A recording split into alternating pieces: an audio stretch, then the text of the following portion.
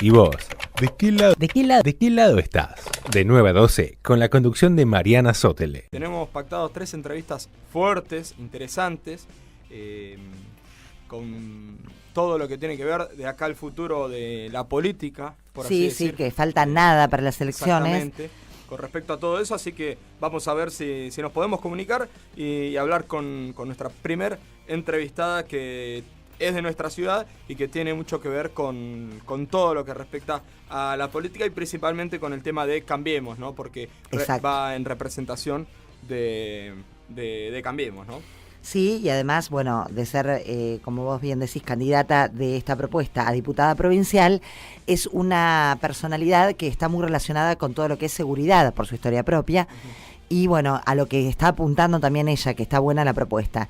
Así que bueno, la vamos a saludar, la tenemos en línea y vamos a preguntarle, por supuesto, todo lo que está preparando y la propuesta que están teniendo para este octubre, que se ve bastante apagado después de las PASO, ¿eh? Es una realidad. Carolina Píparo, la tenemos en línea, te saluda Mariana Sotele y Pepe Magliano, ¿cómo estás? Hola, ¿cómo están? Bien, gracias por atendernos, sabemos que están en el timbreo. No, ahora estamos por ir a una obra. Ah, bien. Una obra hidráulica, sí. Bueno, antes de meternos de lleno en las propuestas, bueno, y en todo esto, estuve viendo por las redes que estuviste el 2 en el hospital nuevamente, el de Gonet, con el tema del SAME, bueno, de esto que están cambiando toda la guardia. ¿Qué te significó, Carolina? Mira, yo fui muchas veces al hospital y siempre es fuerte para ir, Miguel, al hospital. Es fuerte, sí. Sí, es fuerte porque, bueno, ahí estuvo Isidro. La realidad es que una sola vez me animé a ir a Neo, que fue hace mucho tiempo, a agradecer y a llevar pañales, bueno, las cosas que necesiten, pero esto fue hace mucho tiempo. Esta vez solamente recorrí la guardia, que bueno, completamente nueva, no es el mismo shock, y bueno, hablé con todos los médicos, que realmente con muchos quedó una amistad, porque lo que se dedicaron a nosotros, la verdad que no tengo palabras de agradecimiento y nos encariñamos mucho mutuamente, sobre todo con Graciela Badín, que fue la persona que me recibe y bueno, que logra que yo vuelva a respirar, que hace las acciones de emergencia, que realmente es una eminencia en lo que es emergencia en el país. ¿Cuántos días estuviste? ¿40? No, más. En terapia intensiva estuve 32 días y después estuve 10 días en terapia intermedia. Bien. Carolina, ¿qué tal? Pepe Magliano te saluda. Hola, Pepe. ¿Todo bien? ¿Cuándo decidiste involucrarte en la política y por qué? Mira, fue muy de a poco, porque en realidad el primer paso fue reunirme con víctimas, como hacen muchísimas víctimas, escuchar necesidades muy diferentes a las que había tenido yo.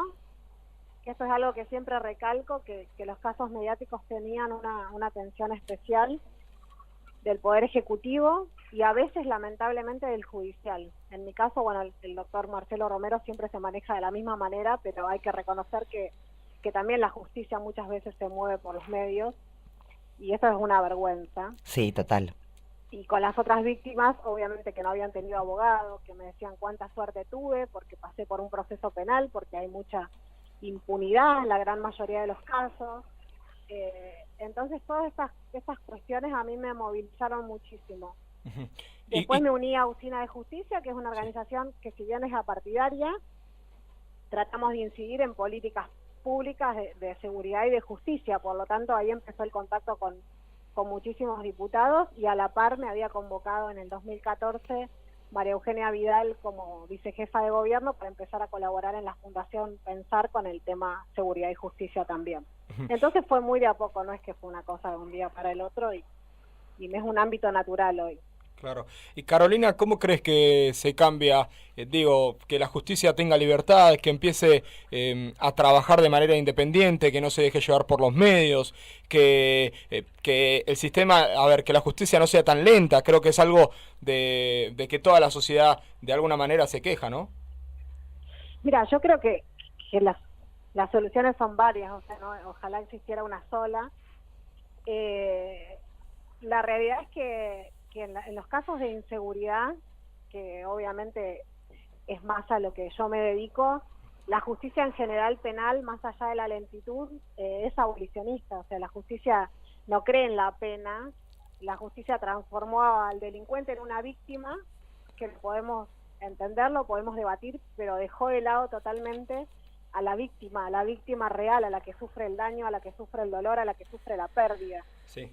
Entonces esto es una cuestión más ideológica de fondo que otra cosa. Entonces esto va a llevar muchos años. Sí, va a llevar porque muchos años que empecemos a entender que hay una persona que sufrió una pérdida irreparable, que sufrió Exacto. un delito de integridad sexual que también es irreparable, porque podemos seguir en el camino de justificar, pero la realidad es que ese camino no ha dado ningún resultado. Sí. Esa es la verdad. Tal cual. Y decime, Carolina, ¿qué conclusión o qué sentir tenés de cómo tomó, sobre todo el platense, este camino que empezaste a recorrer en la política? ¿Cómo fue tomado? Porque fue bastante cuestionado, ¿no? Yo creo que en realidad la gente fue cuestionado. Sí, yo creo que sí. En algunos sectores. En realidad la gente tiene muy clara mi lucha, porque me conoce desde antes, porque me ha escuchado, ya sea alguna vez por televisión, por las redes, y la gente en general apoya mucho mi lucha, y yo creo que no tiene que ver con una cuestión tan partidaria. Sí. Sí, obviamente en el espacio de Cambiemos lo que hay es una escucha que es muy particular, porque es una escucha real, que al resto de la política le costó entender esta parte de la escucha real, de que las soluciones no las tiene una sola persona, que las soluciones en general las tiene las personas, las ONGs, o sea, la gente que trabaja en territorio mucho más que ellos muchas veces. Uh-huh. Entonces es un espacio donde todos podemos discutir, pensar diferente, y esto es lo que a mí realmente me entusiasmó de sumarme a Cambiemos, y porque siempre fue... En principio hace 3 años que yo trabajo con ellos, y la verdad es que no hay una foto, no hay una cuestión de interés de mostrar, bueno, yo trabajo con una víctima. O sea, la cuestión fue real, sí, de saber realmente qué es lo que necesitaban las víctimas. Después cuestionamientos, la realidad es que la víctima es cuestionada desde que le pasa lo que le pasa. En general es un ejercicio que tenemos de cuestionar a la víctima, haga lo que haga. Por lo tanto, los cuestionamientos yo los escuché desde el minuto 1, de por qué fui al banco, de por qué manejaba, de por qué no fue mi marido, de por qué no hice una transferencia. O sea, los cuestionamientos los escuchamos desde siempre. ¿Por qué me resistí? Llegué a escuchar, o sea, cuando nunca me resistí. Entonces los cuestionamientos es algo a lo que estoy acostumbrada, y la verdad es que no sé, al principio sí me dolieron mucho, pero hoy la realidad es que yo en la gente lo que encuentro es mucho cariño y mucho, y tal vez me sigue separando un poco de la política por esta cuestión de la lucha. O sea, yo visito con el intendente toda la ciudad, y tal vez hay reclamos mucho más municipales y reconocimientos también al intendente, pero a mí de lo que me habla la gente es de la inseguridad, de la justicia, no me habla de otra cosa. Ahora, Carolina, con respecto a la inseguridad que nombras, creo que es un tema demasiado amplio porque, en mi opinión, creo que tiene que ver con la educación, tiene que ver con un montón de cuestiones, con las clases sociales, con un montón de cuestiones. ¿Cómo crees que se puede cambiar? Porque tiene que ser un proyecto definitivamente, para mí, a largo plazo, porque... Entiendo tu postura de las víctimas y demás. Ahora, también hay delincuentes que van a una cárcel, o menores también, y salen peor. No es que hay correccionales, por así decir. Tiene que ver también con el sistema penitenciario y demás, ¿no? Tiene que ver con un sistema penitenciario que ha sido abandonado hace muchísimos años. Se están haciendo muchos esfuerzos, pero hay una realidad que es la falta de lugar, la falta de espacio. Es muy difícil trabajar así. Se hacen esfuerzos, se han abierto talleres nuevos, se trata de dar educación a muchos más de los internos. Se ha mejorado en cuestión, por ejemplo, de colchones, o sea, cuestiones tan básicas. O sea, ¿cómo pretendemos resocializar a alguien que ni siquiera tiene un lugar donde... Un colchón, tal cual. O sea, es algo así de básico, no tiene espacio. Entonces han sido muchos años, para mí, desperdiciados en la cuestión penitenciaria, que obviamente hay que retomar, pero bueno, hay una cuestión de recursos también en la provincia, y eso se reparte como Como con se lo que puede tiene, también, claro. con lo que se tiene, como se puede, y realmente se han hecho esfuerzos y se está trabajando de otra manera. Ustedes saben los trabajos que se han hecho en el servicio penitenciario para realmente hacer un saneamiento de lo que era el servicio penitenciario, para comprometer a los profesionales y para separar a los que no estaban trabajando, porque también es muy fácil decir, bueno, liberemos, esa era la lucha permanente, de la liberación, para que si a la semana están de vuelta con un delito peor. O sea, repensemos el sistema en general. Y concretamente el espacio y vos, por supuesto, ¿tienen una propuesta para este octubre, si salen electos, con este tema puntual? ¿De las cárceles? Sí. Sí, la realidad es que obviamente yo estoy en permanente contacto con el ministro de Justicia y se están haciendo todos los esfuerzos para, en principio, para hacer más plazas, que sabemos que esto es muy costoso, pero bueno, si todos pedimos seguridad, ahí está gran parte de la seguridad en el trabajo que se haga en las cárceles. Y que haya más cárceles es algo necesario, no porque haya más presos, sino con los presos que hay hoy. Sí, con la población actual, redistribuirla. Después, obviamente, más talleres, hay muchos colchones que los hicieron ellos, que eso es una cuestión muy interesante porque también está bueno para ellos, y también retomar acciones que se dejaron de hacer, como por ejemplo trabajar en cuestiones solidarias como hacer guardapolvos, hacer sillas de ruedas, o sea, cuestiones que se hacían y que también ellos, o sea, en la cárcel hay voluntad de trabajo, porque la realidad es que es mucho el tiempo de ocio. Claro. Pero bueno, a veces no hay cómo canalizarlo, y se están haciendo todos los esfuerzos en ese sentido, y yo voy a seguir acompañando al ministro en ese sentido, más allá de que yo sí pienso que hay delitos que tienen que cumplir la condena completa, los delitos contra la vida, contra la integridad sexual y contra la libertad, y bueno, ese es uno de los primeros proyectos que pretendo que la legislatura y la provincia adhieran a la ley nacional que se sancionó en este año. Carolina, y obviamente sí, abarcar todo el área de niñez, que me parece que ahí bien, es donde hay un hueco que también hace muchos años que se ha abandonado, que es el hueco de cuando el chico deja la escuela. Claro. O sea, ahí hay una porque la escuela, mal o bien, es un paraguas para muchas problemáticas, pero bueno, uno va a la cárcel y la realidad es que muchos internos te dicen, yo dejé en segundo grado, casi como si fuera una opción de dejé la universidad. Claro. Cuando en realidad tenían 11, 12 años, cuando tomaron la determinación ellos de dejar la educación. Sí, y otras veces también la realidad económica de cada barrio, de cada pueblo, lleva a esas cuestiones, ¿no? Claro, a priorizar el trabajo y no... Sí, el tema es que tal vez en el conurbano el chico que dejó la escuela seguramente va a terminar en las esquinas claro, con drogas, con alcohol. Entonces ese es el camino que hay que buscar en territorio, que se está buscando. Sí. Pero bueno, siempre está esa cuestión de limitante que son los recursos de la provincia. Y en cuanto pero que no es excusa, se puede empezar a trabajar y se está empezando a trabajar. ¿Y cuál es el mea culpa de la gestión que haces hasta el momento? ¿De la gestión esta? Sí, del oficialismo, Cambiemos, de lo que representás, digamos, porque por supuesto que ustedes son críticos también. Mira, la realidad es que yo siempre digo que como ciudadana, cuando ganó Cambiemos, y cuando uno ya no está todavía tan involucrado, obviamente como estoy ahora, tiene una expectativa diferente, que es un cambio más radical, pero bueno, cuando realmente uno empieza a ver los recursos con los que se cuentan y las problemáticas, es como empezar en -10. Claro. Entonces ojalá se empezara de cero, aunque sea, pero es -10 real. O sea, hay tantas cosas básicas por hacer que ni siquiera hay debate. O sea, uno no puede debatir si hace falta o no hace falta. El tema es cuánto puedo hacer con los recursos que tengo.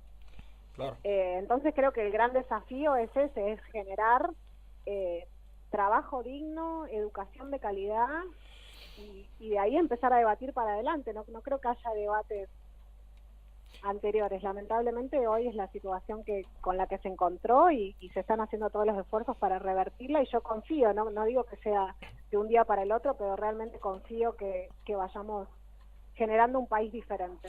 Sí, Carolina, entiendo el -10 en cuanto a todas las cuestiones que me decís de la gestión anterior, pero la gente también arranca de alguna manera en -10 por los ajustes y demás. ¿Qué ¿qué cuestiones o con las que te has encontrado, además de la inseguridad, qué necesidades tiene la gente? Mira, la realidad es que cuando uno recorre zonas vulnerables, la gente no te habla de las tarifas porque tiene la tarifa social. Ajá. O sea, tal vez el tema de la tarifa sí puede hablarse más en el casco del conurbano, incluso muchas dudas que obviamente están tiene que responder la empresa, que es, te digo, las cuestiones más comunes que uno escucha, que en el mismo edificio a uno le llegan boletas totalmente diferentes y estuvieron menos horas que el otro. O sea, tal vez esta es la cuestión de la tarifa en la clase media, que se entiende, pero en las zonas vulnerables la gente lo que necesita es, o sea, lo que te pide es primero trabajo, chapas, asfalto, ambulancia. O sea, uno va por ejemplo, fuimos a una casa donde un hombre agradecía con lágrimas el hecho de la ambulancia que le había salvado la vida, cuando en realidad para muchos, para ustedes incluso, se descompone uno de ustedes y el otro va a llamar a la ambulancia, es el plan 1. Y sí. Sí. Bueno, sí, cosas básicas, necesidades cosas básicas, ¿no? Era el plan 3, que primero le pidieron a un remisero, que después un vecino que no quería mandar. Claro, el plan 3 es una El barbaridad. plan 3 dijeron, y si llamamos a la ambulancia a ver si viene, y vino, y la persona agradecida. A mí realmente estas cuestiones me dan vergüenza. O sea, el agradecimiento de esas cosas me provocan vergüenza. Exacto. Y obviamente entiendo el tema de las tarifas, pero bueno, yo creo que la economía está creciendo y que realmente, yo en esto voy a ser sincera, yo no veo una cuestión de queja de no voto a este gobierno por las tarifas. O sea, el que no vota no es por eso. O sea, no, la realidad no ese es el reclamo en la calle. Bien. Bueno, Carolina, para redondear y despedirte, ¿qué le querés decir de caras a las elecciones de octubre al electorado? Primero, calculo que se acerquen, porque viste que, no sé si vos tenés la misma sensación, pero como que después de las PASO está un poco pinchado, ¿no? El tema. Y la realidad es que para la gente está agotada. Lo que Está decíamos agotada, al sí. principio de que la campaña es un poco más calma, tiene que ver también con un espíritu de la gente, de cansancio, de escuchar y escuchar, cuando en realidad esta gente que hace campaña, o sea, todos deberíamos ponernos de acuerdo y plantear soluciones. O sea, porque la gente está cansada de escuchar debates entre políticos o cuestionamientos entre políticos. Creo que es un agotamiento general. Entonces, pero bueno, obviamente está el compromiso de octubre, que ojalá la gente vaya.